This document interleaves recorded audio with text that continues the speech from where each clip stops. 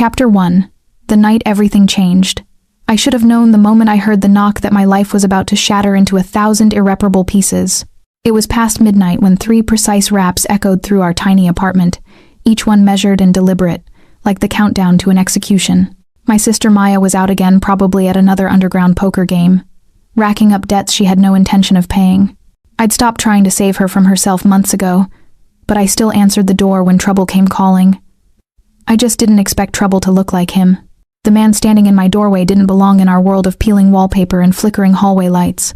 He wore a black suit that probably cost more than 6 months of my nurse's salary, tailored so perfectly it seemed painted onto his broad shoulders. Dark hair swept back from a face that could have been carved from marble, all sharp angles and ruthless beauty. But it was his eyes that stopped my breath. Cold, calculating, the kind of gray that held storms and secrets. Behind him, 2 men in matching suits flanked the hallway like silent sentinels. Maya Chen? His voice was smooth as expensive whiskey, with an edge that promised violence. She's not here. I kept my hand on the door, ready to slam it shut, though some instinct told me it wouldn't matter. This man got what he wanted. Who are you?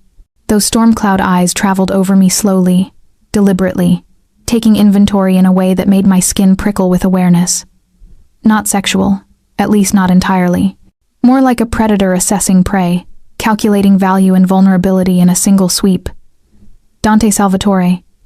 He said it like I should know the name. Like everyone should. Your sister owes me $200,000. I've come to collect. The number hit me like a physical blow. 200,000. Maya had told me she owed some money to the wrong people, but I'd imagined maybe 10, 20,000 at most. This was insurmountable. Impossible. That's not possible, I breathed. She doesn't have that kind of... Clearly. His gaze hadn't left my face, which is why I'm here. She has 72 hours to pay, or I take collateral. What kind of collateral? But I already knew. My stomach twisted with dread. The kind with a pulse. My fingers tightened on the doorframe. You can't just... There are laws. This is... Laws? A ghost of a smile touched his lips, somehow making him look more dangerous. Miss Chen, I am the law in this city. At least, the only law that matters in the circles your sister runs in. He stepped closer, close enough that I could smell his cologne, something dark and cedar-scented that made my head swim. Now are you going to let me in, or shall we have this conversation in the hallway where your neighbors can hear every word? I should have slammed the door, should have called the police, though some buried instinct told me that would be futile. Instead, I stepped aside, hating myself for the weakness even as I did it. He moved past me with the grace of a panther, his men remaining in the hallway like posted guards. My small living room seemed to shrink around his presence. He didn't sit, didn't touch anything, just stood in the center of the space, radiating controlled power. Your sister borrowed money from one of my associates 6 months ago, he said, turning to face me. Small amounts at first. She was good for it. Then the amounts grew larger, and her luck at the tables grew worse. She promised she'd pay it back. She promised a lot of things. I'll talk to her, I said, trying to keep my voice steady. We'll figure something out, a payment plan. I'm not a bank, Miss Chen. His eyes pinned me in place. I'm a businessman, and your sister has made me look weak. When people owe me money and don't pay, others start to think they can do the same. I can't allow that. So what? You're going to kill her? The words came, out sharper than I intended, edged with the anger that had been building for months watching Maya self-destruct. Something flickered across his face. Surprise, maybe? Or approval. I'm going to take what I'm owed, one way or another. We stood there in tense silence, predator and prey sizing each other up. I was acutely aware of how alone we were, how easily those men in the hallway could make me disappear. But beneath the fear, something else stirred. A strange, electric awareness of him as more than just a threat, as a man whose intensity was almost hypnotic. What's your name? He asked suddenly. Lily Chen. He said it slowly, like he was tasting each syllable. You're a nurse at Street Catherine's hospital. Night shift. You work 60 hours a week trying to pay off your mother's medical debts. You haven't had a vacation in 3 years. You're 26 years old, and you've spent the last 5 raising your sister after your parents died. He paused, letting the weight of his knowledge settle over me like a cage. I know everything about you, Lily. I make it my business to know. Cold dread slithered down my spine. You've been watching me? I've been watching your sister. You were simply collateral observation. He moved closer, each step deliberate. But now I find you much more interesting. Why? I couldn't stop the question, even though every survival instinct screamed at me to stay quiet.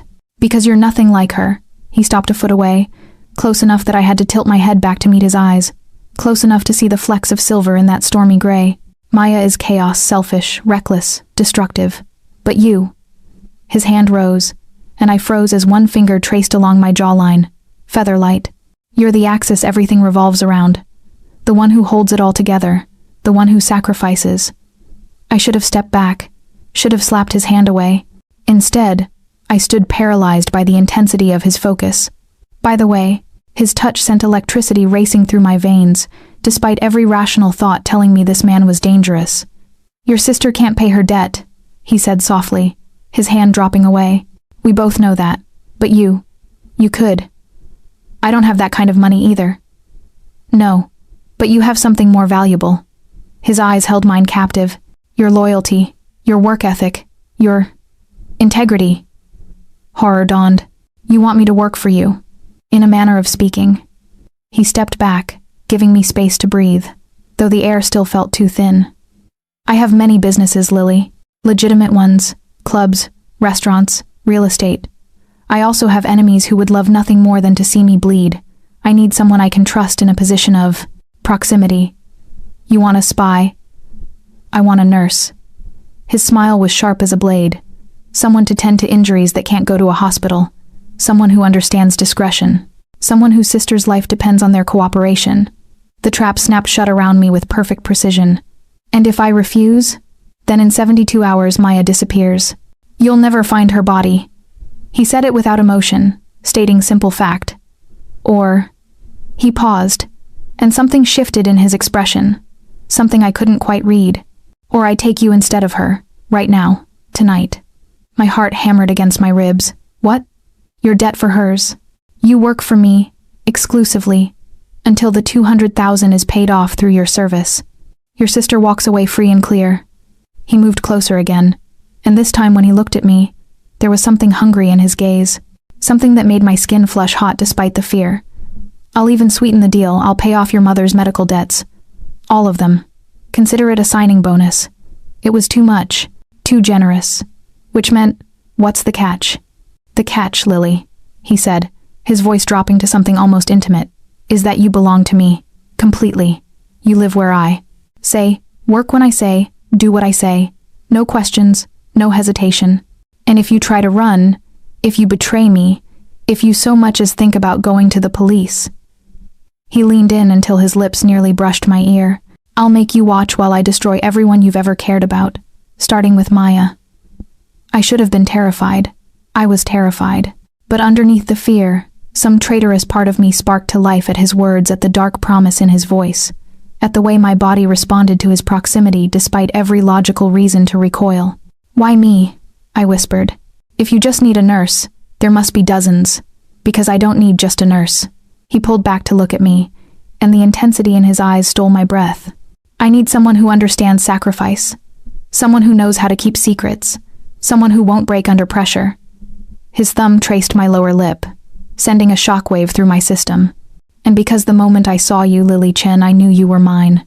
The possessiveness in those words should have sent me running. Instead, they rooted me to the spot, caught between terror and a dark, inexplicable pull toward this dangerous man who held my life in his hands. I need time to think. No. The word was absolute. You decide now. Your sister, or yourself. Choose. Maya's face flashed through my mind, my reckless, selfish, self-destructive sister, who had brought this nightmare to our door. The sister I'd raised, protected, sacrificed for since I was 21 years old. The sister who would absolutely get herself killed if left to face the consequences of her own actions. But if I took her place, if I walked into this man's world, I might never escape. I might become something unrecognizable. Dante's phone buzzed. He pulled it out, glanced at the screen, and something dark crossed his face. Your sister just lost another 50,000 at the tables. That's 250 now. The price keeps going up, Lily. Tick-tock. The rage that surged through me was white-hot and blinding. All these years of sacrifice, of working myself to exhaustion, of putting my life on hold to keep us afloat. And Maya was out there right now making it worse, not even trying to fix what she'd broken. Maybe I'd spent enough years saving someone who didn't want to be saved. Fine. The word came out steady, resolute. I'll do it. I'll work for you. But Maya goes free, completely free. You leave her alone. You don't collect from her. You never contact her again. Something like satisfaction gleamed in Dante's eyes. Done. And I want it in writing. A contract. His eyebrows rose slightly. You want to negotiate with me? You said you needed someone who wouldn't break under pressure. I lifted my chin, meeting his gaze even though my knees felt weak. I'm not walking into this blind. For a moment, he just stared at me. Then slowly a real smile curved his lips. Not the dangerous, predatory ones from before, but something genuine, impressed. I knew I chose right, he murmured, then louder. Marco. One of the men from the hallway appeared instantly. Draw up a contract. Standard terms. 18-month duration based on debt-to-service ratio. Include the medical debt payoff. His eyes never left mine, and add a clause if Miss Chen completes her service satisfactorily and without betrayal. She walks away free and clear with no further obligation. It was more generous than I'd expected, which meant I was missing something, but I was too far in to back out now. Pack a bag, Dante said. You have 10 minutes. Anything you need from this apartment, take it now. You won't be coming back. The finality of those words hit me like a physical blow. My life, my small, safe, predictable life was ending. Right here, right now. I moved on autopilot, throwing clothes and essentials into a duffel bag. My nursing credentials, my mother's locket, the photo of my parents on their wedding day. Everything else could stay. It was just stuff, just anchors to a life I was leaving behind. When I emerged from my bedroom, Dante was standing by the window, looking out at the city lights with his hands in his pockets. He turned at my approach, and something in his expression softened almost imperceptibly. Any regrets? He asked. I thought about Maya, about the years of sacrifice and thankless effort. I thought about the mountain of debt I'd been drowning under. I thought about this dangerous, intense man who had walked into my life and offered me a way out even if the price was my freedom. Ask me in 18 months, I said. His smile was slow and devastating. I'll hold you to that. As I followed him out of my apartment and into the dark SUV waiting below, as the city lights blurred past the tinted windows. As we drove deeper into a world I'd only glimpsed in nightmares, one thought echoed through my mind. I'd made a deal with the devil himself, and God help me. Some dark part of me wanted to see where it would lead. Chapter 2. Into the Lion's Den. The Salvatore estate loomed against the night sky, like something out of a Gothic novel, all soaring gates and shadowed grounds, with a mansion that seemed to sprawl endlessly in every direction. We'd driven for 40 minutes outside the city, leaving behind the familiar streets of my life for this isolated fortress where the rules of the outside world clearly didn't apply. Dante hadn't spoken during the drive. He'd made several phone calls in Italian, his voice cold and clipped, discussing things I didn't want to understand. I'd caught words here and there, soldato, territorio, vendetta, each one a reminder of exactly what kind of world I'd agreed to enter. Now, as the SUV pulled through the gates and up a circular drive lined with marble statues, the full weight of my decision crashed over me. Welcome home, Lily, Dante said, and there was something darkly amused in his tone, as if he could read every panicked thought racing through my mind. This isn't my home. It is now. He stepped out of the car before I could respond, coming around to open my door himself, a gesture that would have been gentlemanly, if not for the way his hand claimed my elbow, proprietary and absolute. Come, I'll show you your quarters. The interior of the mansion was as overwhelming as the exterior, all marble floors and crystal chandeliers, Renaissance paintings and furniture that probably cost more than my entire apartment building. Staff moved through the halls like ghosts, their eyes downcast, not acknowledging us as Dante led me through a maze of corridors. We climbed a grand staircase to the 3rd floor, where he finally stopped at a door near the end of a long hallway. Your room, he said, pushing it open. It wasn't a room, it was a suite, larger than my entire apartment had been, decorated in shades of cream and gold, with a 4-poster bed that looked like something a princess would sleep in. French doors opened onto a balcony overlooking manicured gardens. An attached bathroom featured a clawfoot tub and a shower that could fit 6 people. There are clothes in the closet, Dante continued, moving through the space with casual ownership. Various sizes. Wear what fits. My housekeeper, Mrs. Chen. No relation will help you with anything you need. You'll take your meals with me unless I specify otherwise. I set my duffel bag down, feeling completely untethered. And my job? You said you needed a nurse. You'll be on call. When I need medical attention or any of my men do, you provide it. No questions asked. No matter the injury. He turned to face me, leaning against the bedpost with his arms crossed. You'll also attend certain social functions with me. Dinners, galas, meetings. You'll be introduced as my personal physician. Why would I need to? Because appearances matter in my world, Lily. Having a legitimate medical professional on staff adds a veneer of respectability. It also sends a message that I take care of my people. His eyes traveled over me again in that assessing way. And because I want you there. The last part was said so simply, so directly, that it sent a shiver down my spine. I want to see the contract before I agree to anything else. It's being prepared now. You'll have it by morning. He pushed off the bedpost, moving toward the door. Get some sleep. Tomorrow your real education begins. Wait, the word escaped before I could stop it. He paused in the doorway, looking back at me with those storm-gray eyes. My sister, how do I know you'll keep your word about leaving her alone? Because I just spent an hour having my men pull her out of the Palazzo Club before she could lose another 100,000, and I had them drive her to a rehabilitation facility upstate, where she'll spend the next 3 months getting clean and learning how to stop being a parasite. His voice was matter-of-fact, but something flickered in his expression. You're not the only one who can see she's destroying herself, Lily. The difference is, I actually have the power to stop it. He'd already taken care of Maya, before I'd even finished packing. The efficiency of it should have terrified me how quickly he could move pieces around like chess figures, how thoroughly he'd researched our lives. Instead, I felt something uncomfortably close to gratitude. Thank you, I said quietly. Don't thank me yet. His smile was sharp. Everything has a price. You just haven't figured out what yours is. Then he was gone, the door closing with a soft click that sounded like a prison cell locking. I stood in the center of that beautiful, luxurious room and tried to remember how to breathe. The nightmare woke me at 3 a.m, the same one I'd had since my parents' accident. Twisted metal, broken glass, my mother's hand reaching for mine, and then nothing. I jolted upright in the unfamiliar bed, my heart hammering, disoriented by the silk sheets and the moonlight streaming through windows I didn't recognize. For a moment, I forgot where I was. Then it all came rushing back. I was in Dante Salvatore's mansion. I'd sold myself to a Mafia boss. My life as I knew it was over. The panic attack hit like a freight train. I couldn't breathe. Couldn't think past the crushing weight on my chest.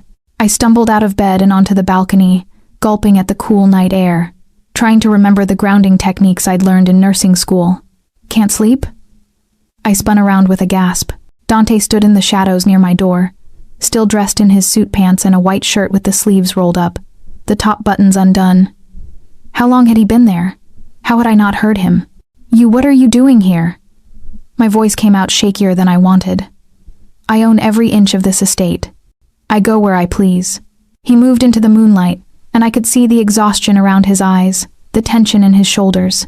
But if you're asking why I'm outside your room specifically, I heard you scream. I didn't, but maybe I had. Sometimes the nightmares took my voice without me realizing. You should go. Panic attack?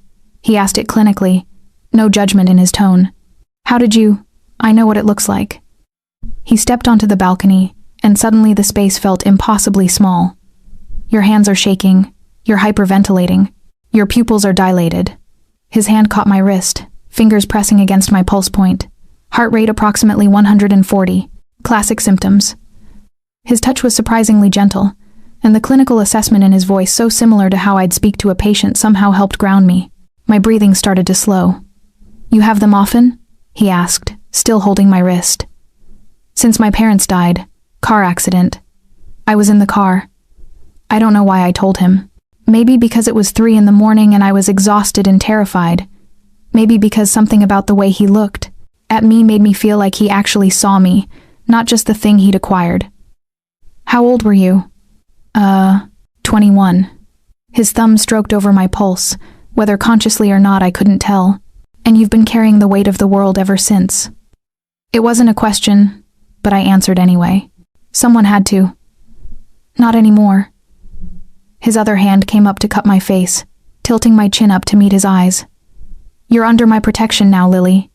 That means no one touches you, no one threatens you, no one makes you afraid, including yourself.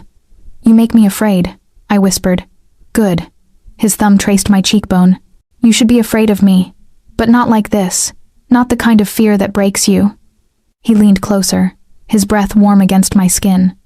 The kind that thrills you, the kind that makes you feel alive. My heart hammered for an entirely different reason now. I don't. You do. His certainty was absolute. I saw it in your eyes when I walked into your apartment. Underneath the terror, underneath the shock, there was recognition.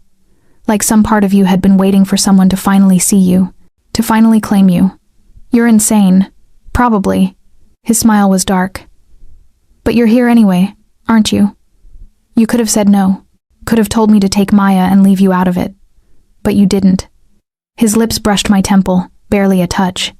Because you wanted this. An escape. A reason to finally put yourself first. I did it for Maya. You did it for yourself, he countered. And there's nothing wrong with that. You've earned the right to be selfish, Lily Chen. The way he said my name like a caress, like a claim sent heat spiraling through me. This was wrong. He was dangerous. I should pull away, establish boundaries, remember that I was here under duress. But his hand was still on my face, and his eyes held mine captive, and some reckless part of me wanted to close the distance between us and find out what would happen. Get some sleep, Dante said, as if sensing how close I was to doing something stupid. He stepped back, his hands falling away, leaving me cold. Tomorrow, you meet my world. You'll need your strength. He left before I could respond, disappearing back through my room like a phantom. I stood on the balcony for a long time afterward, my pulse still racing, my skin still burning where he'd touched me. He was right about one thing. I should be afraid of him. I just couldn't figure out if I was more afraid of what he might do to me, or what I might let him. Chapter 3. The first lesson. Morning came too quickly. I woke to find an elegant breakfast tray outside my door.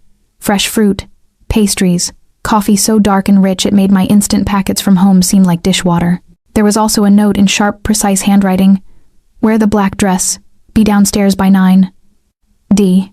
I found the dress in the walk-in closet that I hadn't fully explored last night.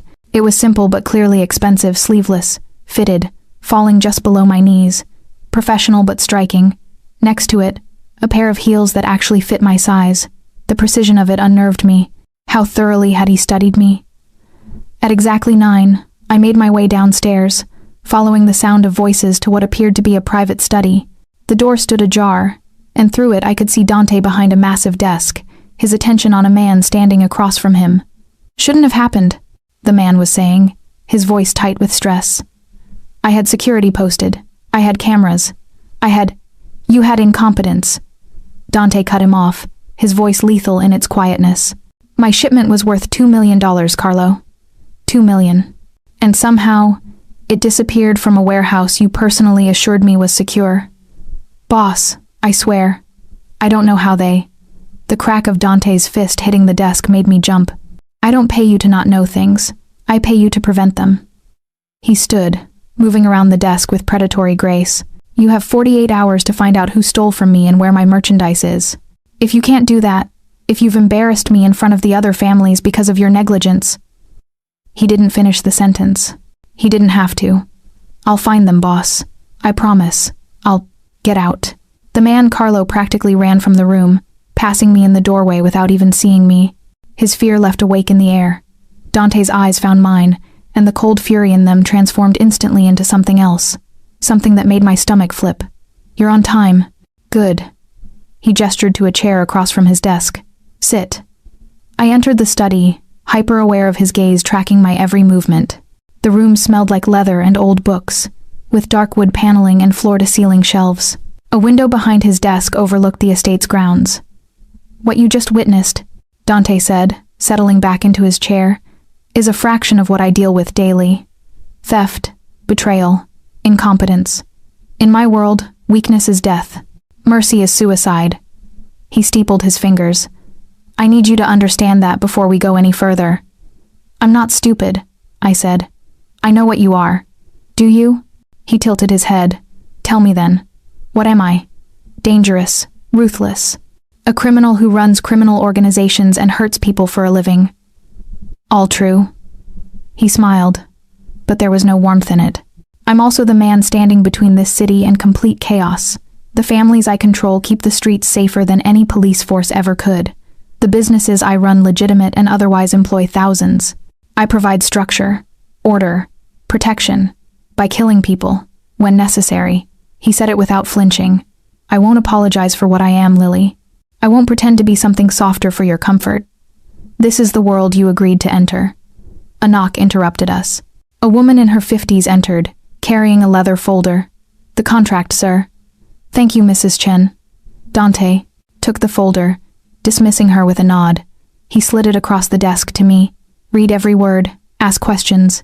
This is your one chance to negotiate. I opened the folder with shaking hands. The contract was surprisingly straightforward. 18 months of service, medical care for his organization, attendance at required social functions, living on the estate, and all my expenses covered, plus a monthly stipend. The medical debt payoff was listed explicitly. Maya's name appeared in a clause guaranteeing her safety and freedom from collection.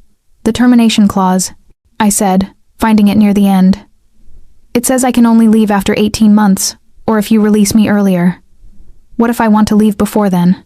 Then you breach the contract. Maya's debt reinstates with interest, and your medical debt returns to your responsibility. His eyes held mine. I told you, Lily. You belong to me for 18 months. I don't do things halfway. My hands tightened on the pages. And what happens if you decide you want more than just medical care? The question hung in the air between us, loaded with implications. Dante leaned back in his chair, studying me with that unnerving intensity. Are you asking if I plan to force myself on you? Heat flooded my face, but I held his gaze. Yes. No. The word was absolute. I don't take unwilling women to my bed, Lily. It's beneath me, and frankly, it would bore me. He stood, moving around the desk to lean against it in front of me, close enough that I had to tilt my head back.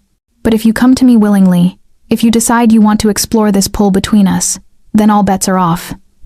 There is no pull, liar. He reached out, tucking a strand of hair behind my ear. You felt it last night. You feel it now. The same electricity I feel every time I look at you. The same inevitability. I should have denied it. Should have created distance and boundaries. Instead, I heard myself ask, what do you want from me? Everything. The word was a caress and a threat all at once. Your service. Your loyalty. Your trust. His thumb traced my jaw. And eventually your surrender. My breath caught. We'll see. He straightened, moving back to his chair as if that charged moment hadn't just happened. Sign the contract. I have meetings all day, but tonight you'll accompany me to dinner with the Moretti family.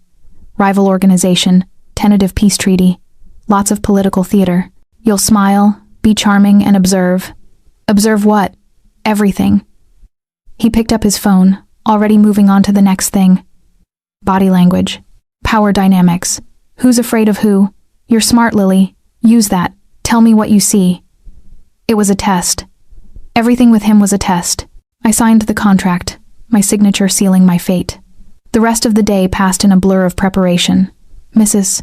Chen, who was indeed no relation, helped me get ready for dinner, providing a dress that made my simple black one from this morning look like sackcloth. This one was deep emerald, silk that clung to every curve, with a back that dipped dangerously low. Mr. Salvatore has excellent taste, Mrs. Chen said, zipping me up. He chose this specifically for you. He chose my clothes? He chooses everything, dear. She adjusted the dress's drape with practiced hands. Hair up or down? Down, I guess. She styled it in loose waves, applied makeup with a professional hand, and by the time she finished, I barely recognized myself in the mirror. I looked. Sophisticated. Dangerous, even. Like someone who belonged in Dante's world. The thought terrified me.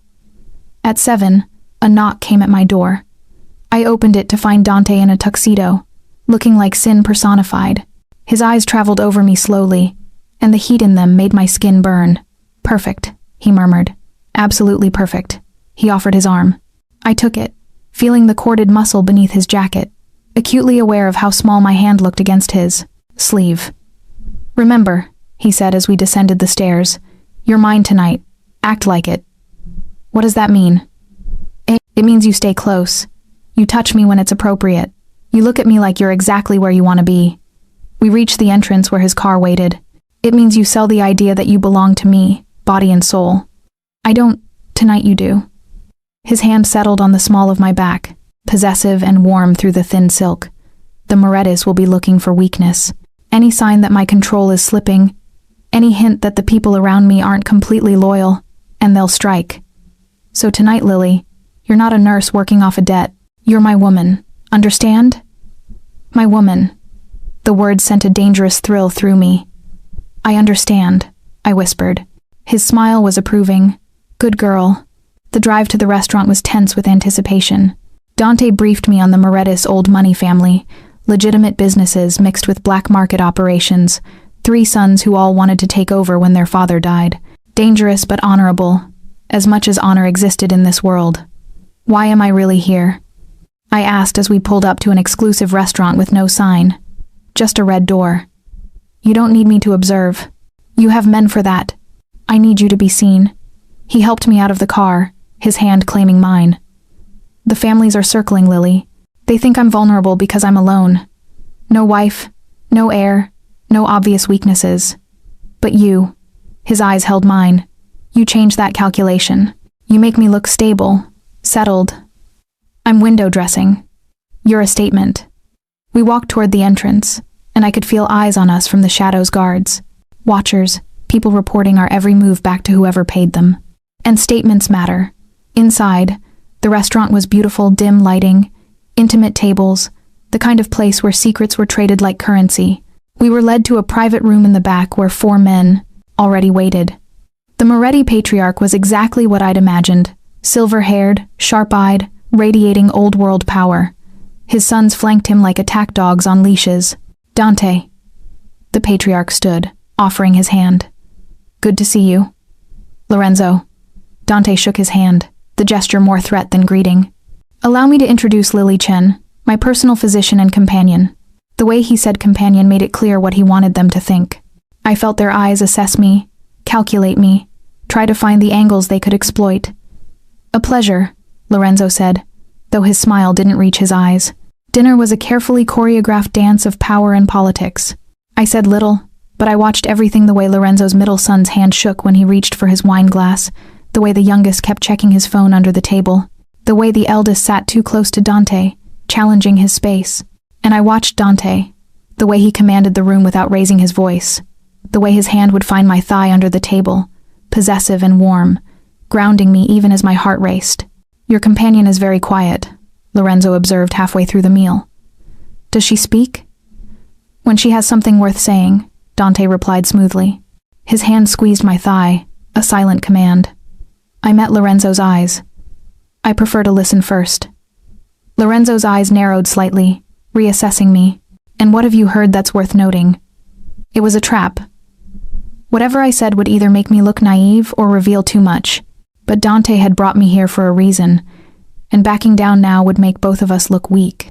I've heard that your youngest son has been texting someone every 5 minutes for the past hour, I said calmly. Either he's incredibly rude, or he's nervous about something that can't wait until after dinner. I've heard the tension in your middle son's voice when he talks about the East Side territory, like he's trying to convince himself of something he doesn't quite believe. And I've heard the way your eldest keeps testing boundaries, sitting too close, speaking too freely like he's already imagining himself in your chair. Silence crashed over the table like a wave.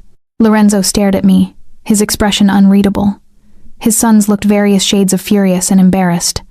Dante's hand on my thigh moved in a slow, approving caress that made my breath hitch.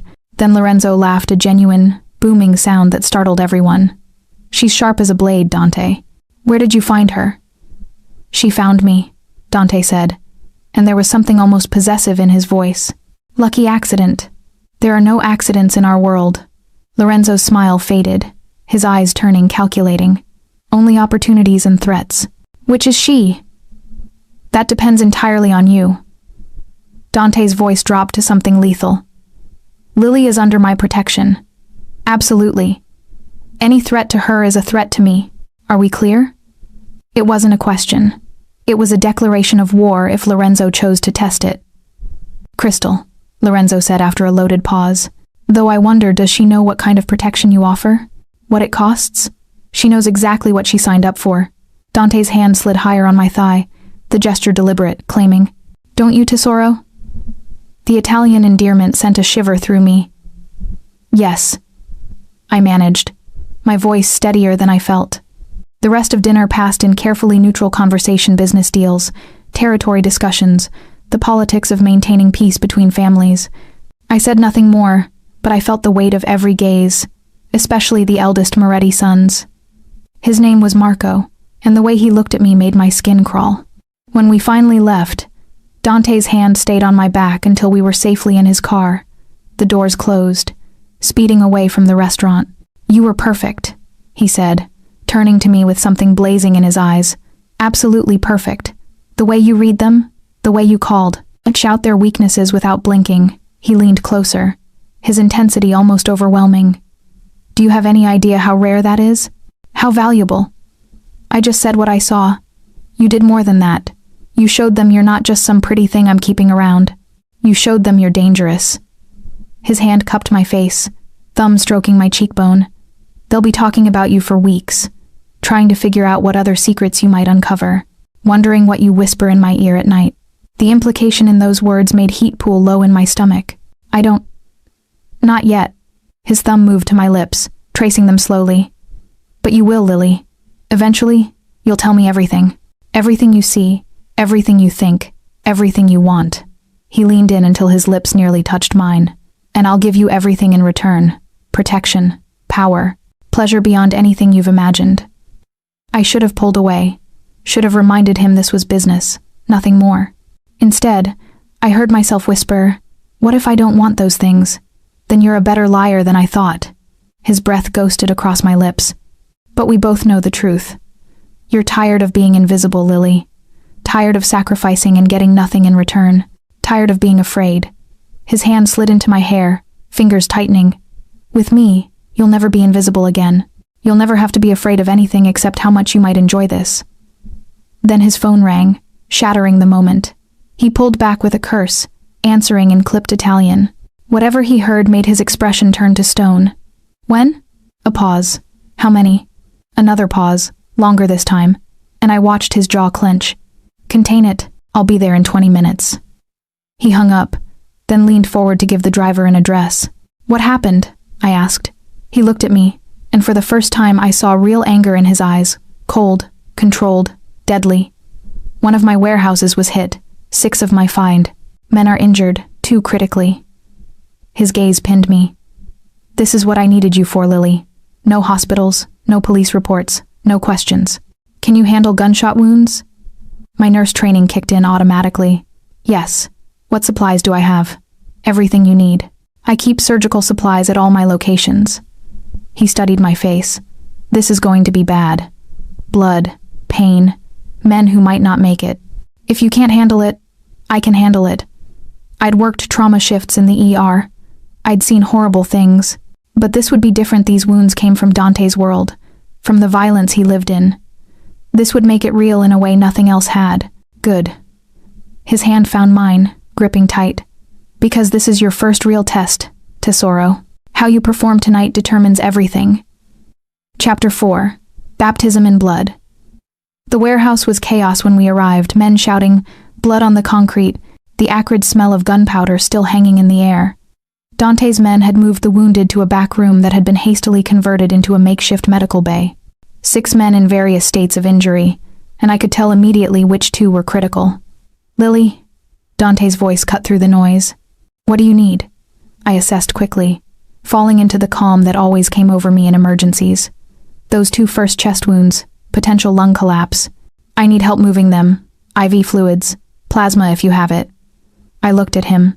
"And someone who can follow instructions without panicking?" "Marco," Dante called to one of his men. "Not the Moretti, a different Marco, younger, steadier. You're with her. Whatever she says, you do it. Understood?" The young man nodded, falling into place beside me. The next 3 hours were a blur of blood and adrenaline. The first man had a bullet lodged near his lung. I had to extract it carefully, pack the wound, pray I'd stopped the internal bleeding. The second had lost too much blood already, his pressure dropping dangerously. I worked on him while simultaneously directing Marco on the first, running between them, hands covered in blood, my expensive emerald dress ruined beyond repair. Dante stayed the entire time, standing against the wall like a dark sentinel, watching everything. He didn't flinch at the blood, didn't look away when I had to crack the second man's chest to manually compress his heart, didn't speak except to get me whatever I needed. 2 hours in, the second man's heart stopped. I worked for 20 minutes trying to bring him back, but he was gone. Too much damage, too much blood loss. "Call it," Dante said quietly. I looked up at him, my hands still on the dead man's chest, trembling with exhaustion and failure. You did everything you could. Call it, Lily." Time of death 11:47 p.m. I stepped back, feeling the weight of it crash over me. In the hospital, we lost patients. It happened. But this felt different. This man had died because of Dante's world, because of violence and territory and money. "The others?" I asked, my voice hollow. "Stable," Marco answered. "You saved them. All 4 of them. 4 out of 6. In trauma medicine, those were good odds, but it didn't feel good. It felt like drowning." Dante approached, his hand settling on my shoulder. "You need to clean up. I'll have Mrs. Chen bring you clothes." I looked down at myself, blood-soaked dress, hands stained red, probably blood on my face too. I looked like something out of a horror movie. "The man who died," I said, not looking at Dante. "Did he have family?" "A wife. 2 daughters." Dante's voice was matter-of-fact. "They'll be taken care of. Financially, at least. That doesn't bring him back." "No, it doesn't." His hand moved to my face, turning me to look at him. "But this is the reality, Lily. Men die in my world, sometimes despite your best efforts. Sometimes because of my orders. You need to decide now if you can live with that." I wanted to rage at him, to scream that this was his fault, that the blood on my hands was his responsibility. But the exhaustion was too deep, and some part of me knew he was right. I'd agreed to this. I'd walked into his world with my eyes open. "I need to check on the others," I said instead. "Make sure they're stable through the night. Marco will stay with them. You need rest." "I'm fine." That wasn't a request. His grip on my face tightened slightly. "You've been running on adrenaline for 3 hours. When it crashes, you'll crash hard. I need you functional, not collapsed." He released me, stepping back. "Marco, make sure she drinks water and eats something. Then take her upstairs to clean up." I wanted to argue, but he was already moving away, phone to his ear, giving orders in Italian, dismissing me because I'd served my purpose. The ride back to the estate was silent. I sat in the back of the SUV, still covered in blood, watching the city lights blur past. Dante was in a different car, dealing with the aftermath of the attack, finding out who was responsible, planning his retaliation. At the mansion, Mrs. Chen met me at the door, her face carefully neutral as she took in my appearance. "Come, dear. Let's get you cleaned up." The shower was scalding hot, and I stood under it until the water ran clear, scrubbing at my skin like I could wash away the memory of that man's heart stopping under my hands. I'd lost patients before. I'd lost them in residency, lost them during my nursing shifts. But this felt different. This felt like a line crossed, a piece of my soul traded for. What? Maya's safety? My own survival? When I finally emerged, wrapped in a plush robe, I found clean clothes laid out, simple pajamas, soft and comfortable, and on the nightstand, a glass of whiskey and a note in Dante's handwriting. "You did well tonight. Rest. We'll talk in the morning." I drank the whiskey in one burning gulp, climbed into bed, and fell into dreamless sleep. I woke to sunlight streaming through the windows, and the smell of coffee. For a moment I forgot where I was, forgot everything that had happened. Then I sat up and saw Dante sitting in the chair by my window, watching me with those storm-gray eyes. "How long have you been there?" My voice was rough with sleep. "An hour, maybe more." He stood, moving to the small table where a breakfast tray waited. "You talk in your sleep. Did you know that?" Embarrassment heated my face. What did I say? Nothing coherent. Just fragments. Apologies, mostly. To people who aren't here. He poured coffee, brought it to me. You carry guilt like armor, Lily. It's going to destroy you if you let it. I took the coffee, grateful for something to do with my hands. A man died last night. Yes, and 4 lived because of you. He sat on the edge of my bed, closer than was appropriate. Vincent, the man who died, knew the risks. We all do. He chose this life knowing he might die for it. That doesn't make it right. No, but it makes it real. His hand found mine, fingers threading through mine in a gesture that felt almost tender. You can't save everyone, Tesoro. Not in this world. Sometimes all you can do is fight for the ones you can save and mourn the ones you can't. I looked at our joined hands, at the contrast of his scarred knuckles against my skin. Who taught you that? My father. Something dark crossed his face, before I had to put a bullet in his head. The casual way he said it made my blood run cold. You killed your own father? He was dying anyway. Cancer, eating him from the inside, and he'd become weak, making decisions that endangered the family. Dante's eyes met mine, unflinching. So I did what needed to be done. I took over, I saved us, and I've never looked back. How old were you? 22. Younger than I was now. He'd taken his father's life and his empire before he could legally rent a car. The enormity of it, the violence of it, should have repulsed me. Instead, I found myself trying to imagine him at 22 already hard, already ruthless, already alone. You must think I'm a monster, he said, reading something in my face. I think you're dangerous. I set down my coffee. I think you've done terrible things, but I also think... I paused, searching for the right words. I think you carry your own guilt. You just hide it better. His expression shifted, surprise flickering across his features before he locked it down. Careful, Lily. You're starting to see too much. Isn't that what you wanted? Someone who could read people, who could see things others miss? Yes, but I didn't expect you to turn that skill on me. He stood, putting distance between us. The men who attacked the warehouse last night were hired by Marco Moretti, the eldest son, the one who couldn't stop looking at you during dinner. Ice flooded my veins. Because of me? Because I brought you. Because you embarrassed him, showed him up in front of his father. Dante's voice was cold. He thought attacking one of my operations would be a proportional response. He was wrong. What are you going to do? What I always do. Send a message that cannot be misunderstood. He moved toward the door, then paused. I need you with me today. We're going to the Moretti estate. You're going to stand beside me while I deliver that message. Can you do that? I thought about Vincent, about his wife and daughters. I thought about the 4 men I'd saved. I thought about Marco Moretti and the calculated cruelty in his eyes. Yes, I said. I can do that. His smile was sharp and approving. Get dressed. Wear something that says you're mine. We leave in an hour. Chapter 5. The Message. The dress misses. Chen brought me was red, the color of blood, of danger, of ownership. It clung to every curve, with a neckline that dipped low and a slit up the thigh that made me feel exposed. When I looked in the mirror, I barely recognized myself. I looked like a Mafia queen. The thought should have horrified me. Instead, it sent a dark thrill through my veins. Dante was waiting at the bottom of the stairs, surrounded by his men, at least a dozen of them, all armed, all radiating controlled violence. When he saw me, something blazed in his eyes that made my stomach flip. Perfect, he murmured, offering his hand. Absolutely perfect.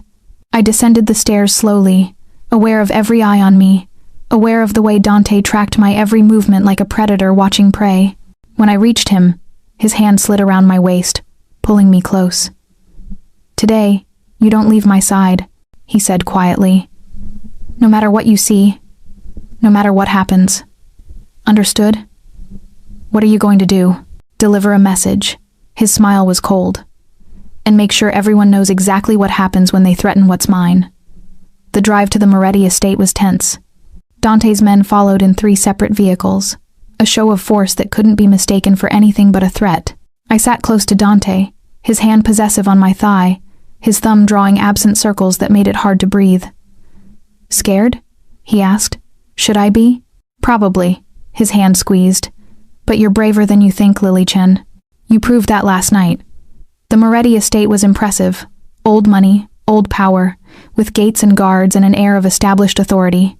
But when our convoy pulled up, when Dante's men emerged from their vehicles like an invading army, I saw the guards' hands move to their weapons. "Easy," Dante called out, his voice carrying. "I'm here to speak with Lorenzo, peacefully, for now." The gates opened slowly, reluctantly. We drove through, and I could feel the tension ratcheting up with every second. This was a powder keg, and one wrong move would light the fuse. Lorenzo waited on his front steps, his 3 sons flanking him. When he saw Dante emerge from the car, saw me emerge beside him, dressed in blood red, his face went carefully neutral. "Dante, this is unexpected." Dante's arm wrapped around my waist, holding me against his side. "Your son attacked my warehouse last night, killed one of my men, destroyed $50,000 worth of merchandise. I'd say my visit is perfectly expected." Marco Moretti stepped forward, his jaw tight. "I don't know what you're don't." The single word from Dante carried enough menace to stop Marco mid-sentence. "Don't insult me by lying. I have security footage. I have witness testimony. I have your hired guns in my basement right now, singing songs about who paid them." He paused. "Would you like me to play the recordings?" Lorenzo's face darkened. "Marco? He brought that bitch to dinner," Marco snarled, his eyes on me. "She sat there judging us, reading us, making us look like the insecure children you are." Dante's voice was silk over steel. "Lily did nothing but observe. The fact that you felt threatened by her intelligence says more about your weaknesses than hers.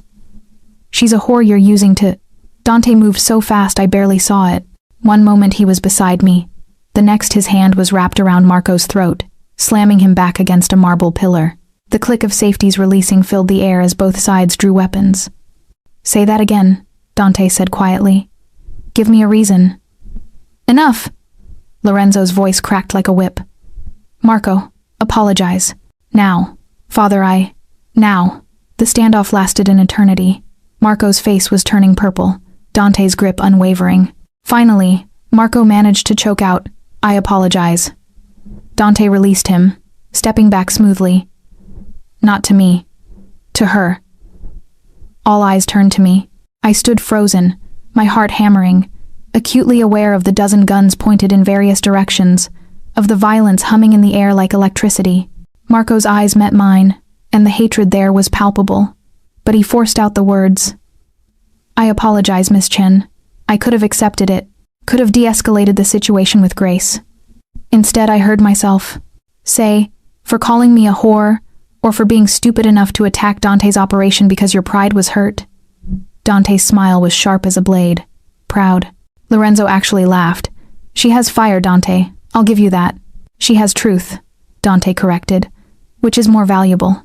His arm reclaimed my waist. "Marco's actions demand recompense. He killed one of my men. He cost me money and reputation. In the old ways, that would mean blood for blood." The threat hung in the air like a blade. "But," Dante continued, "I'm willing to consider alternatives, out of respect for you, Lorenzo. Out of respect for the peace we've maintained. Name your price," Lorenzo said, his voice heavy. "3 things." Dante held up fingers. 1. Marco is barred from all territory disputes for 6 months.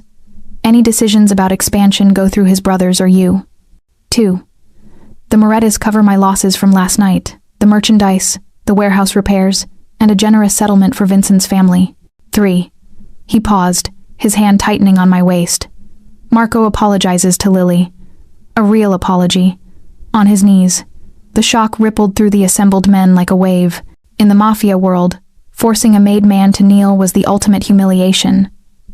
That's Marco started. "Non-negotiable," Dante finished. "You want war, Marco? I'll give you war. I'll burn everything you've built to the ground and salt the earth behind me. Or you can swallow your pride, apologize to the woman you insulted, and we all walk away from this." His smile was cold. "Choose." Lorenzo looked at his son, and the disappointment in his eyes was crushing. "Do it. Father, do it, or I'll disown you myself." The silence stretched. Then, slowly, Marco Moretti knelt in front of me. His face was red with shame and rage, his hands clenched into fists. "I apologize, Miss Chen," he forced out. "For my words, for my actions, for my disrespect. I should have felt triumphant.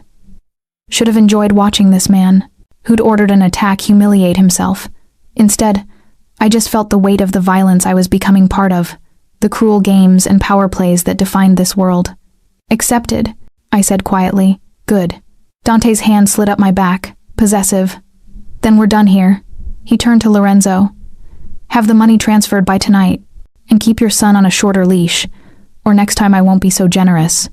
We left the same way we came, like an army departing conquered territory. Dante's men filed back into their vehicles, weapons still visible, message delivered. I climbed into the car beside Dante, my hands shaking with delayed adrenaline. As soon as the doors closed, Dante pulled me against him, his mouth capturing mine in a kiss that was fierce and claiming and absolutely devastating.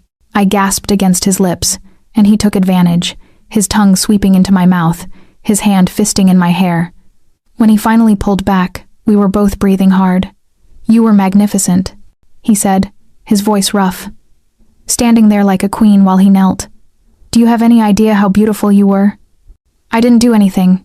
You did everything. His thumb traced my swollen lips. You stood beside me. You didn't flinch. You demanded the respect you deserve. His eyes burned into mine. You're not playing at this anymore, Lily.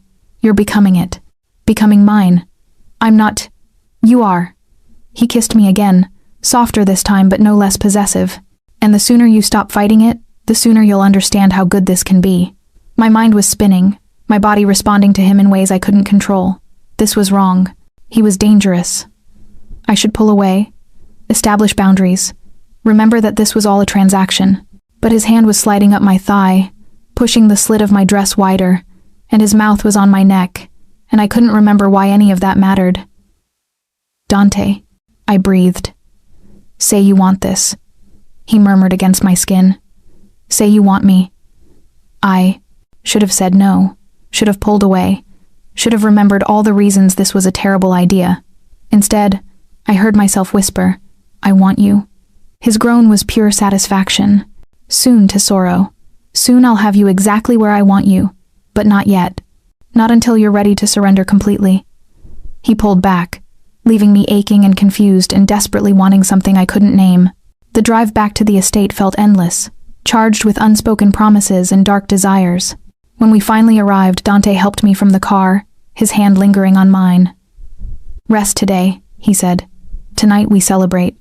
Celebrate what? Victory. His smile was sharp. And the fact that everyone in this city now knows exactly who you are, who you belong to. He left me standing there, trembling with want and fear and something darker, something that whispered I was already too far gone to ever find my way back. Chapter 6. The Party. That evening, I stood in front of my closet, staring at the array of dresses Mrs. Chen had laid out. Each one more stunning and expensive than the last. Each one chosen by Dante, designed to present me exactly as he wanted the world to see me. His possession, his prize, his queen. The thought should have made me angry. Instead, it sent heat pooling low in my belly. What was happening to me? A knock at the door interrupted my spiraling thoughts. Come in, I called, expecting Mrs. Chen. Instead, Dante entered, stealing my breath.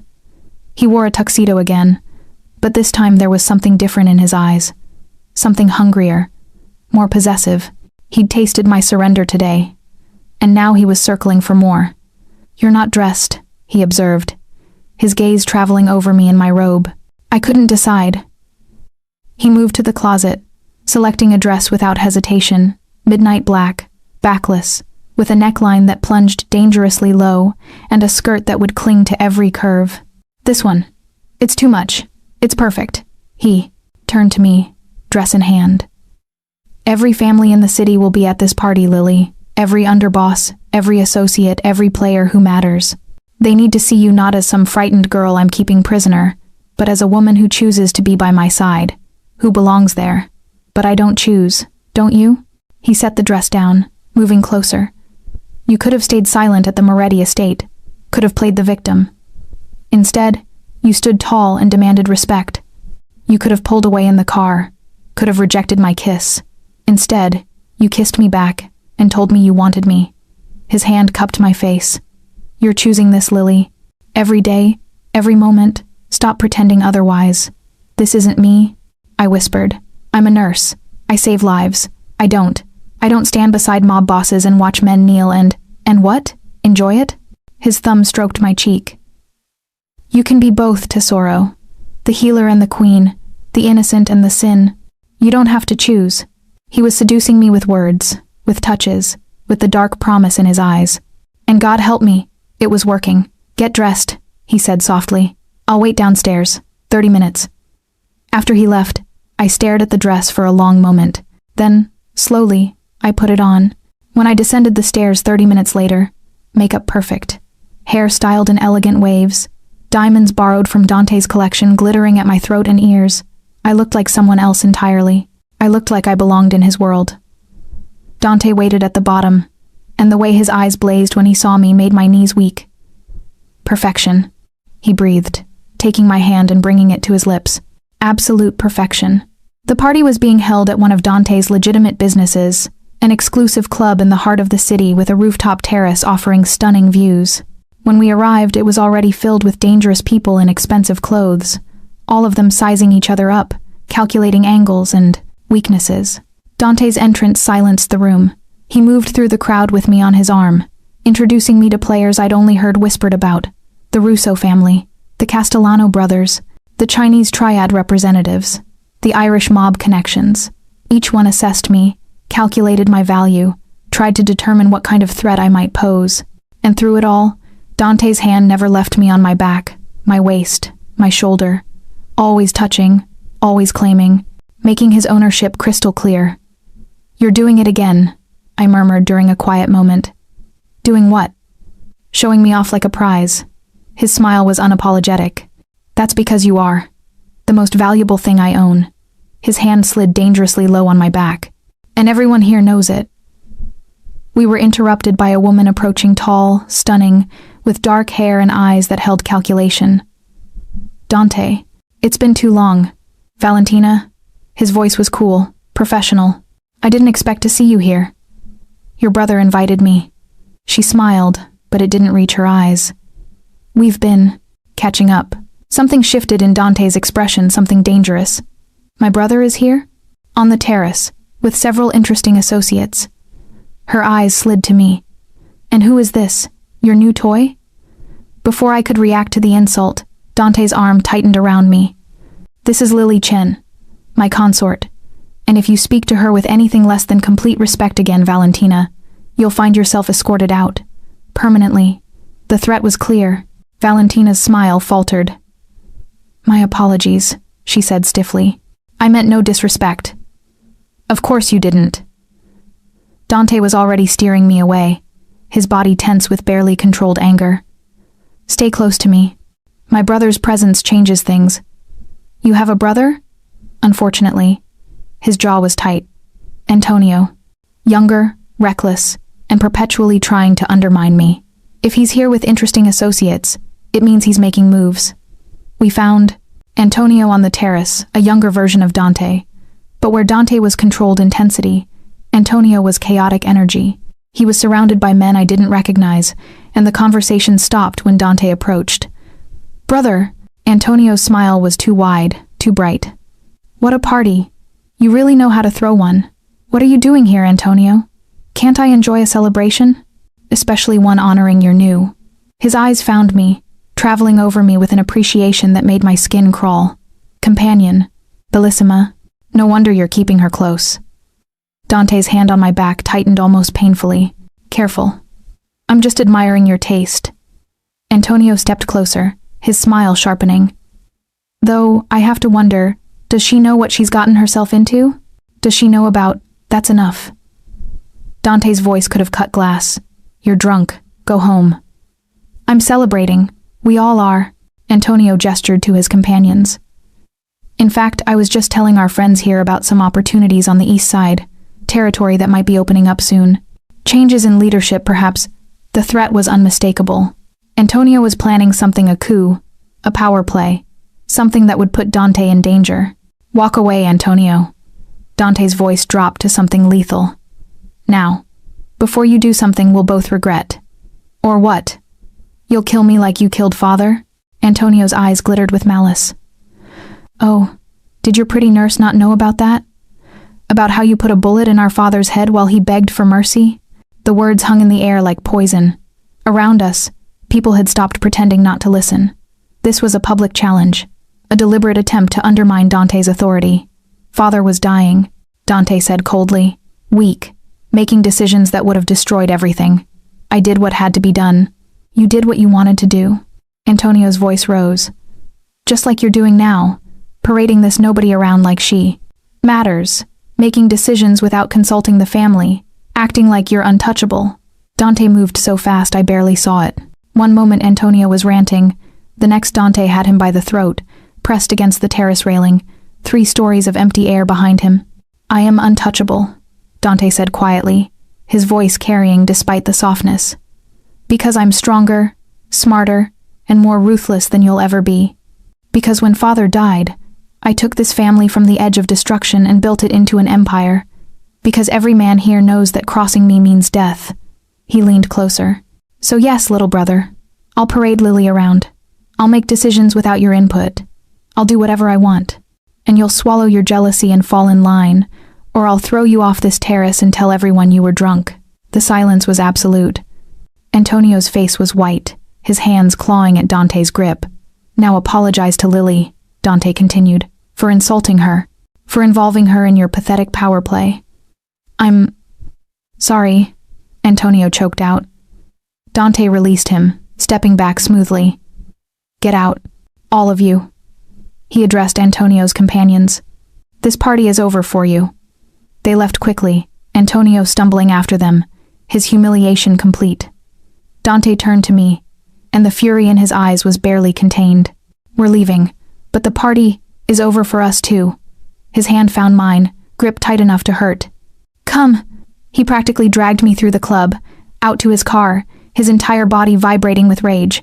As soon as the doors closed, as soon as we were alone, he exploded. Fuck! His fist slammed into the seat beside me. That little bastard. Trying to undermine me in front of everyone, using you two. He broke off, breathing hard. Dante, did you see them? He turned to me, eyes blazing. All of them, watching, calculating, wondering if Antonio was right, wondering if I'm getting soft. If having you here makes me weak, then send me away, I said quietly. If I'm a liability. You're not a liability. His hands cupped my face, intense and almost desperate. You're the only real thing in this entire fucking world of lies and manipulation. The only person who doesn't want something from me. The only one who looks at me and sees. He broke off, his forehead pressing against mine. I can't send you away. I won't. My heart hammered against my ribs. What did he mean? About your father begging for mercy?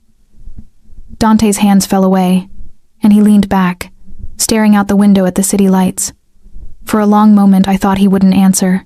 He was on his knees, he finally said, his voice hollow. Cancer had eaten away at his body, but his mind went first. He was paranoid, erratic, making alliances with our enemies, putting contracts on our own men. The family was fracturing, so the underbosses came to me. 23 years old, and they came to me, not Antonio, because they knew I was the only one strong enough to do what needed to be done. His jaw clenched. I went to his room. He was crying, begging me not to hurt him, promising he'd be better. He didn't even recognize me. His own son, and he thought I was there to torture him. His eyes met mine, and the pain in them was raw and devastating. I told him I loved him. Then I shot him. 1 bullet, clean, painless. Mercy, not murder. But Antonio will never see it that way. I reached for his hand, threading my fingers through his. I'm sorry. Don't. His grip tightened. Don't pity me. I made my choice. I live with it. I'm not pitying you. I'm saying I understand. I took a breath. My mother was dying too. Car accident left her brain damaged, on life support. The doctors said there was no hope, but my father couldn't let her go. He kept her alive for 3 months. Machines breathing for her, feeding her, keeping her heart beating while she was already gone. And I watched him destroy himself trying to hold on to someone who wasn't there anymore. Dante's eyes searched mine. When he finally signed the order to remove life support, I continued. He couldn't live with it. 2 days later, he drove his car off a bridge, left me and Maya alone. My voice cracked. So no, I don't pity you for making the hard choice. I pity my father for not being strong enough to make it." Dante pulled me against him, his arms wrapping around me tight. We sat there in the back of his car, two broken people holding each other together, as the driver navigated the city streets. "You're dangerous, Lily Chen," he murmured against my hair. "More dangerous than any enemy I've ever faced." "Why?" "Because you make me feel things I've spent years learning not to feel. Because you see through the armor. Because every moment with you makes me want to keep you forever, and that terrifies me more than any bullet or blade." I pulled back to look at him. "Then let me go, before this gets worse." "No." The word was absolute. "You're mine now, for better or worse, and I don't give up what's mine." His mouth captured mine, and this kiss was different from the others, less about possession and more about need. Raw, desperate need that matched my own. His hands moved over me, one sliding up my thigh where the dresses slit exposed skin, the other tangling in my hair. I kissed him back with everything I had, pouring all my confusion and fear and dark desire into it. This was madness. This was surrender. This was everything I'd sworn I wouldn't let happen, and I wanted it anyway. "Not here." He breathed against my lips, even as his hand moved higher on my thigh. "Not in the car like some desperate teenager.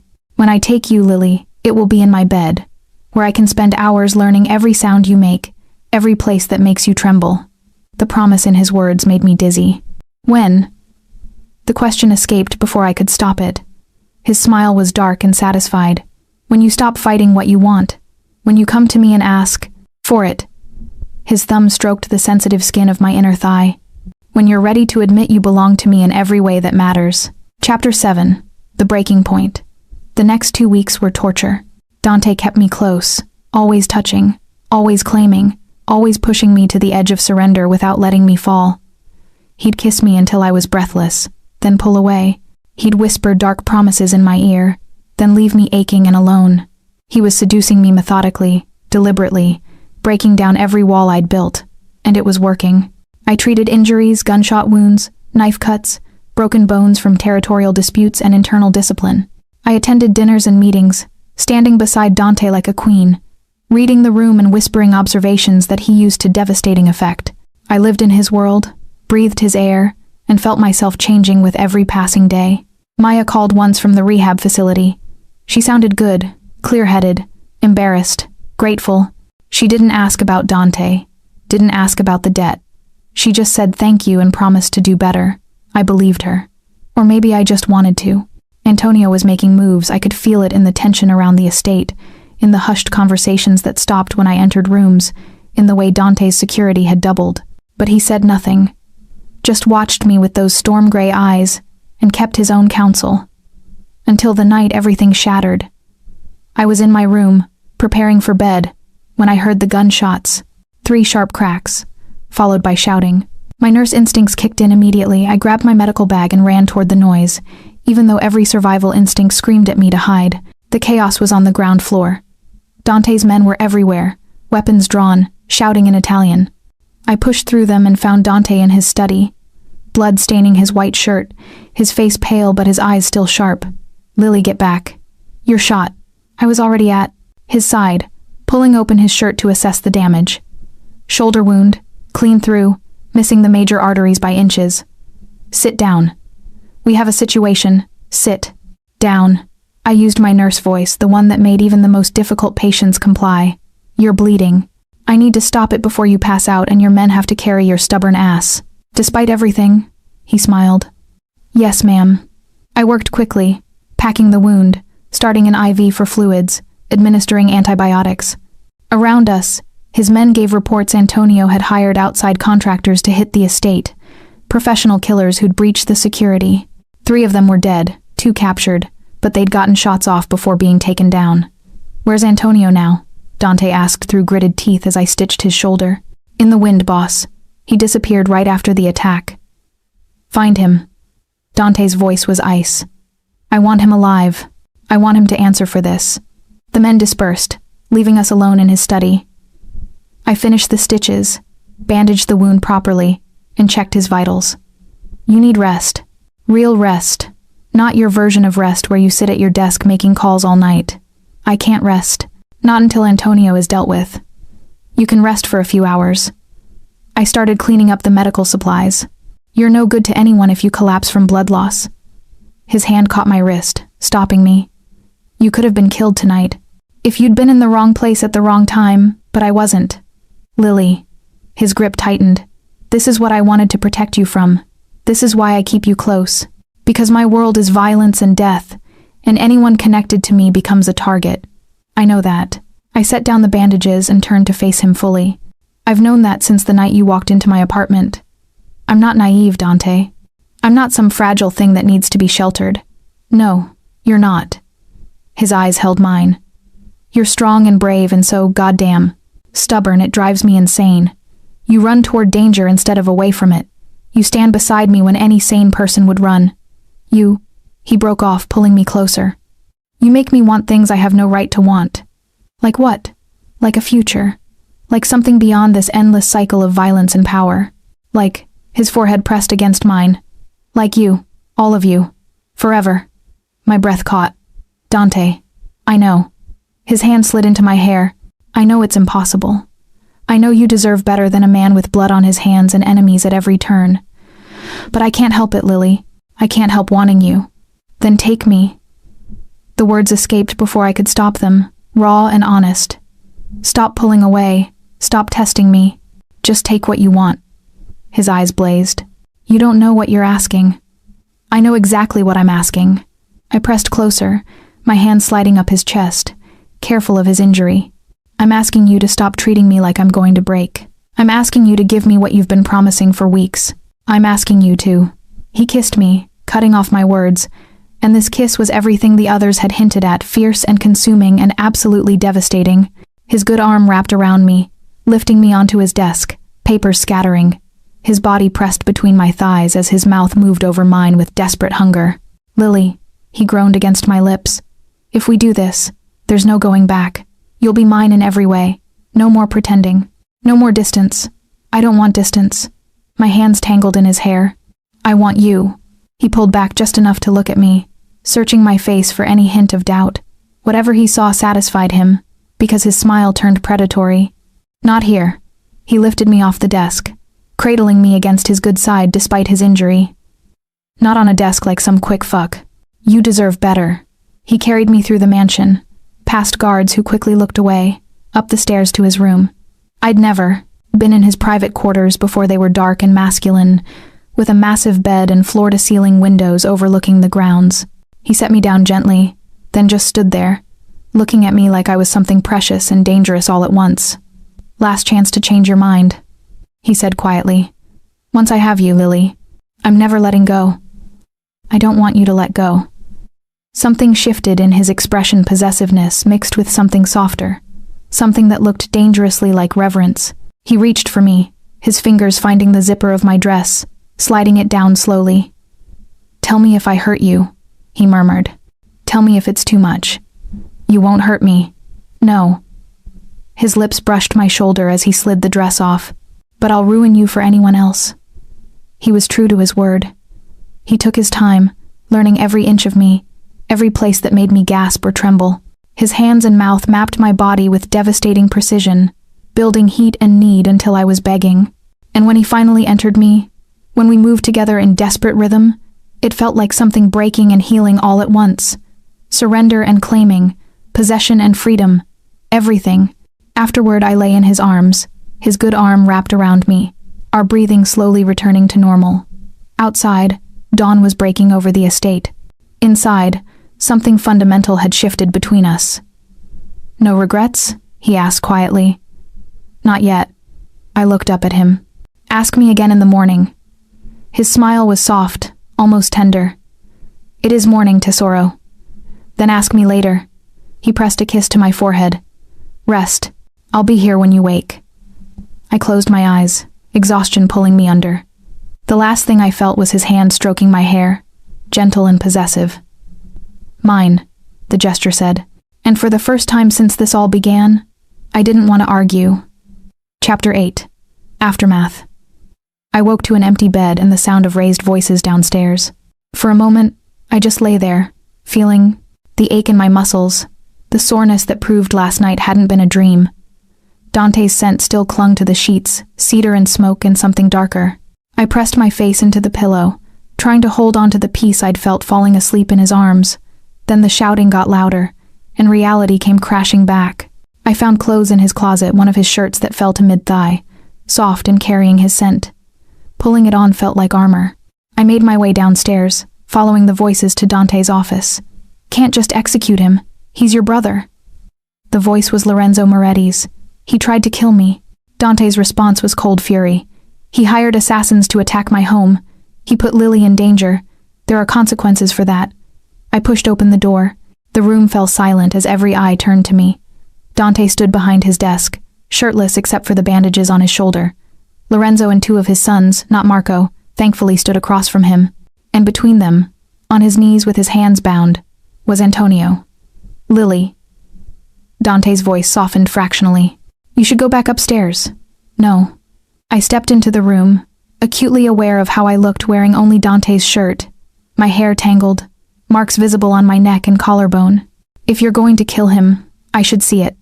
I should understand what justice looks like in your world." Antonio's eyes found mine, and the desperation there was palpable. Please, you seem like a good person. Don't let him do this. I'm his brother, his blood. You stopped being my brother the moment you put a gun in a killer's hand and pointed it at my home," Dante said, moving around the desk. "You're just another enemy now." "Lorenzo came to negotiate. One of the Moretti sons," said the middle one, whose name I couldn't remember. "We're asking for mercy. Exile instead of death. Antonio leaves the city, never returns, never contacts the family again.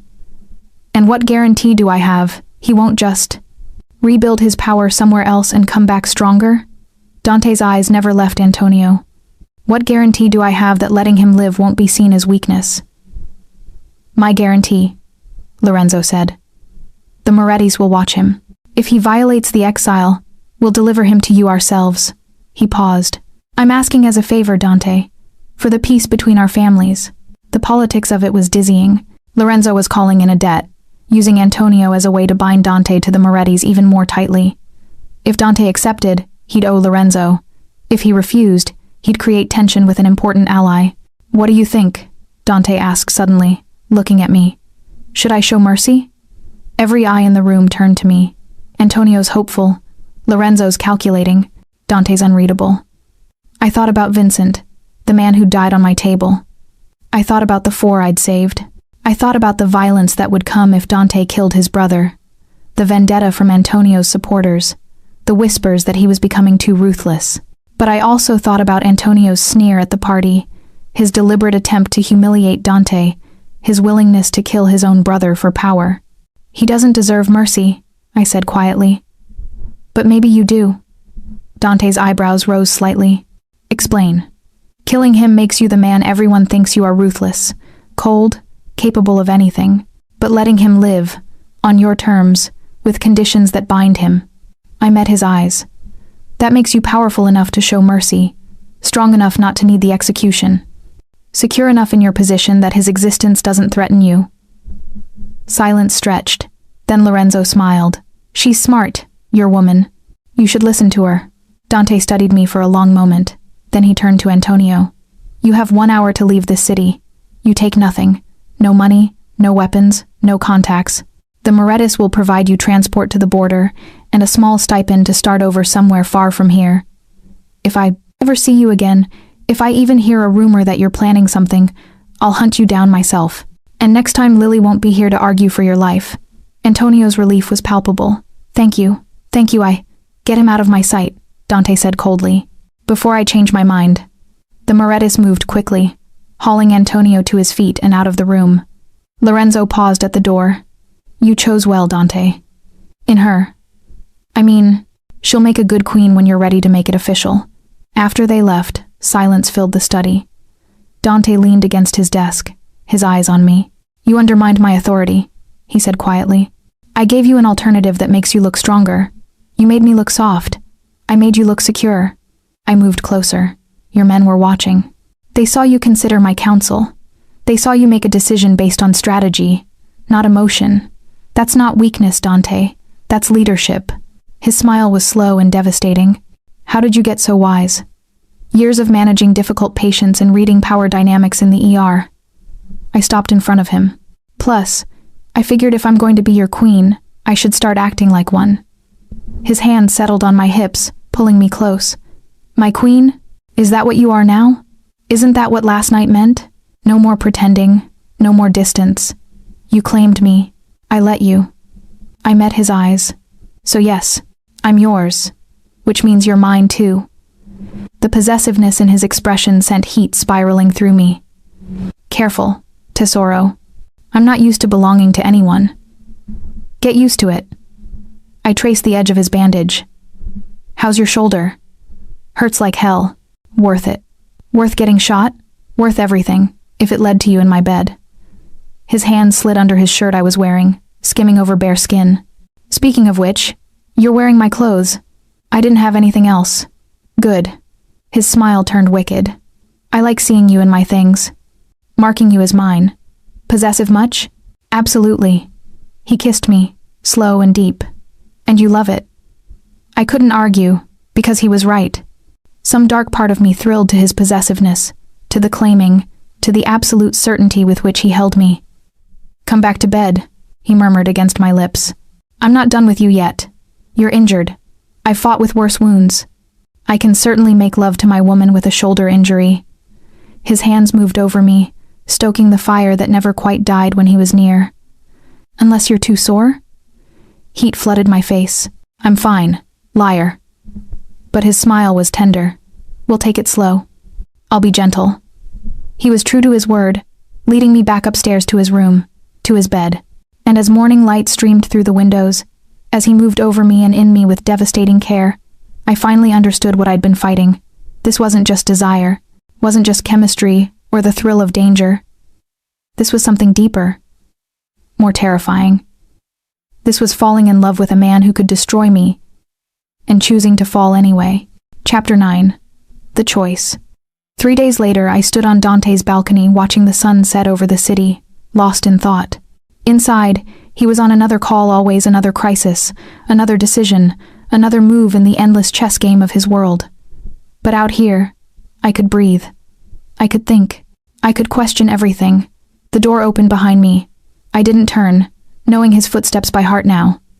You're thinking too much, Dante said, his arms wrapping around me from behind. I can practically hear the gears turning. My contract is almost up. I hadn't meant to say it, but the words escaped anyway. 18 months. I'm past the halfway point now. His arms tightened fractionally. I'm aware. What happens when it's over? What do you want to happen? I turned in his arms, looking up at him. That's not an answer. No, it's a question. Because what happens next is your choice, Lily. His hand cupped my face. You could. Walk away. Take your freedom, your cleared debts, and go back to your old life. I wouldn't stop you. Wouldn't you? No. The word was absolute. It would destroy me to let you go, but I'd do it. Because keeping you prisoner isn't the same as keeping you. And I want you to stay because you choose to, not because you're bound by obligation. My heart hammered. And if I do stay, what would that look like? Anything you want. His thumb stroked my cheekbone. You could continue as you are, my consort, my companion. Or... He paused, his eyes searching mine. Or you could be more, my partner in everything. Not just the woman in my bed, but the queen beside my throne. Marriage. The word hung between us like a dare. Eventually, if you wanted it. His other hand found mine, threading our fingers together. I know it's insane. I know we've only known each other a few months. I know my world is violence and danger and everything you should run from. But I also know that I've never felt this way about anyone. Never wanted someone the way I want you. Never trusted someone the way I trust you. Dante, let me finish. His forehead pressed against mine. You've changed me, Lily. Made me want to be better, stronger, more than just the monster everyone thinks I am. With you, I feel human, like maybe all the blood and violence and death isn't all I am. His voice dropped to a whisper. Don't leave me, please. Whatever you want, whatever you need, I'll give it to you. Just don't leave. Tears burned my eyes. This man, this dangerous, ruthless, powerful man, was offering me his heart, his vulnerability, everything he'd spent years learning to hide. "I love you," I whispered. "God help me, but I do. I love you so much it terrifies me." His smile was brilliant and devastating. "Say it again." "I love you." "Again." "I love you, Dante Salvatore." I cupped his face, feeling the rough stubble under my palms. "I love your strength and your ruthlessness and the way you're gentle only with me. I love how you really see me when everyone else just saw the caretaker, the responsible one, the one who could be counted on to sacrifice. I love." He kissed me, deep and fierce, and I tasted salt from tears I didn't know had fallen. When he pulled back, his eyes were bright with emotion. "Marry me," he said, not a question but a plea. "Not now, not today, but someday. When you're ready. When you've made peace with what it means to be mine and for me to be yours. Marry me and rule beside me, and let me spend the rest of my life proving you didn't make a mistake." "Yes," I breathed. "Yes. But..." His smile faltered slightly. But I need something from you first." I took a deep breath. "I need you to let Maya visit. To see me, to know I'm safe and happy. Because she's still my sister, Dante. She's still family." "Of course." His relief was palpable. "Tesoro, you never had to ask. I would never keep you from your family. And I need you to really try to find ways to make your businesses more legitimate. I'm not naive enough to think you can just walk away from the Mafia, but I need to know you're working toward something better, something that doesn't end with you dead or in prison." His expression turned thoughtful. "I can do that. I've been considering it anyway, diversifying, going legit where possible."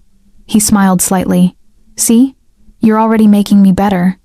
Then yes, someday when we're both ready, I'll marry you."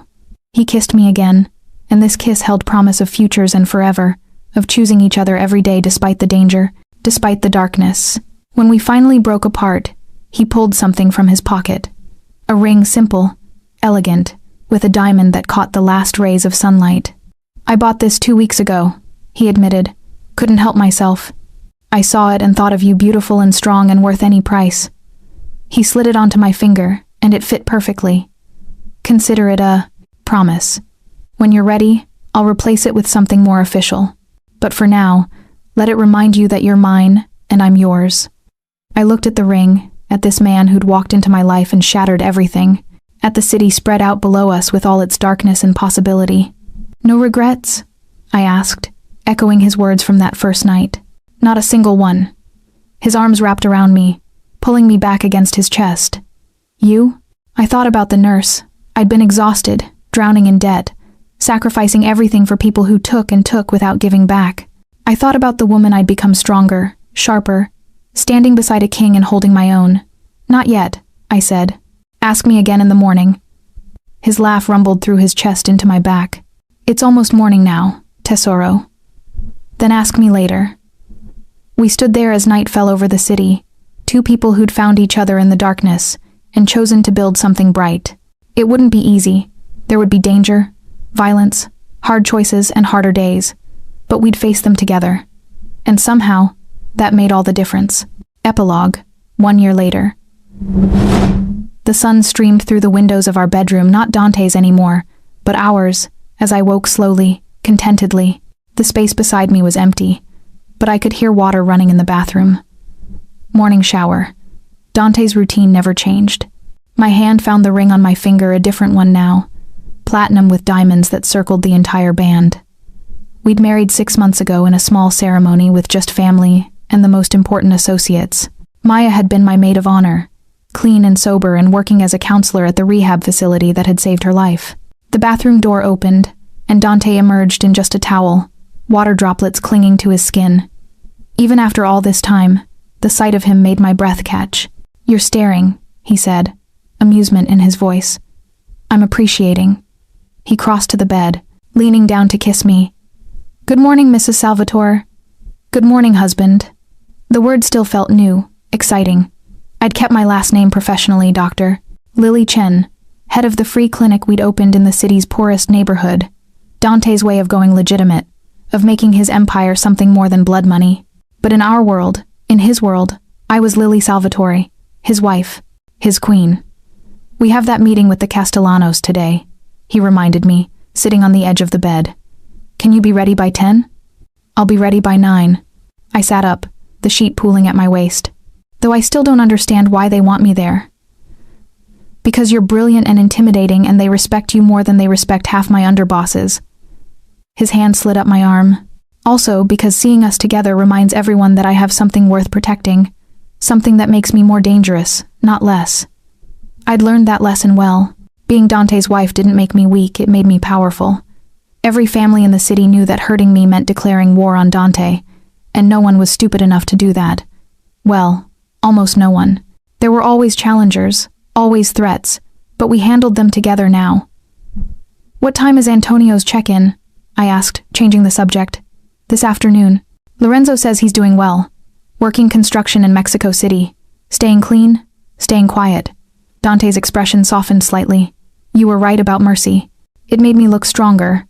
And having him alive and controlled by the Morettis has proven useful in negotiations. See? I'm brilliant and intimidating. Don't I know it? He kissed me again, deeper this time, his hand sliding into my hair. We have time before the meeting. Do we? We'll make time. His smile turned wicked.